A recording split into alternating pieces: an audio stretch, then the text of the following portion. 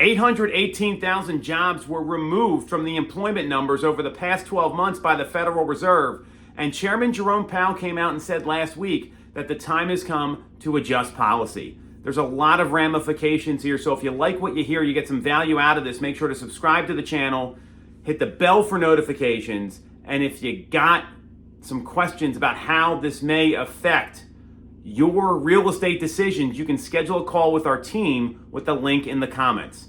Big news coming out of the Fed last week, and not in a good way. A lot of people expected this. 818,000 jobs were taken out of the number of jobs added over the 12-month measurable period by the Federal Reserve. And then at their comments, specifically by Federal Reserve Chairman Jerome Powell, at the annual Jackson Hole retreat for the Fed, he came out and said right at the beginning, the time has come to adjust policy. Obviously, this is in reaction to the jobs report being way off, and a lot of people kind of suspected that. It's a 30% adjustment. It's the single largest downgrade since 2009, which you never want to be compared to 2009 because that was obviously a really tough time financially for the entire country. So, not good news here, and a lot of people are saying the Federal Reserve waited too long to cut rates. Logan Mohtashami of Housing Wire has been saying that. He mentioned the Fed overplayed their hand, which a lot of people have agreed with. And Amy Nixon, an economist down in Dallas, she compared the Federal Reserve to the designated driver at a party that showed up 2 hours late, drunk, and started buying their friends shots. Not a great comparison. It's a pretty incredible quote when you hear that. And what she's referring to is the $3.2 trillion that were printed in 2020. Those are the shots being bought and maybe doing some things that were a little irresponsible by the Federal Reserve. So now what it looks like is going to happen at the September meeting that's happening in about 23 days, 24 days from now, is that the CME Group, just last week after these comments were released, they've upgraded the likelihood of a 50 basis point cut. A lot of people don't feel like 25 basis points are going to be enough for the federal funds rate.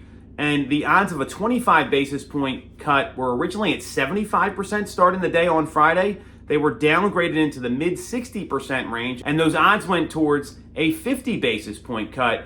The Dow Jones rallied 400 plus points, and we saw the markets react pretty favorably to these comments because a lot of people have been calling for the Fed to act sooner. So what does this all mean? Well, the challenge that we see here is that housing is typically the best indicator when it comes to predicting a recession. And if you look at all the recessions dating back to the 1940s that the country has gone through, housing has been the number one or number two biggest declining data point. And obviously we know there's a lot of sales down this year. A lot of volume is down compared to previous years. That was usually the number one or number two data point to indicate that a recession is coming. There's also something called the SAM rule. And the SAM rule shows that when there's spikes in unemployment, and you look at this historical chart here that we're going to share and put up, that there could be a recession coming. So what does all this mean? Well, here's what's going on in housing right now. We saw through the month of July that inventory in the greater Philadelphia area grew over 21% compared to this time last year. We've seen prices continue to increase because inventory is still only at that little over 2 months supply in the Philadelphia metro area. And what that means is we're starting to see the market go the other way, like we've talked a lot about right on this show here. So for the folks that are holding out and the sellers that have maybe been thinking about selling and wanted to let this market ride out a bit, I'd be a little more hesitant to doing that, and I would consider upping my time frame if your goal is to get as much money as possible for your home, because we are seeing economic warning signs that are based in historical trends. So if I'm a seller right now, I'd be hitting that link right in the comments here to schedule a call so we can talk about what your options are.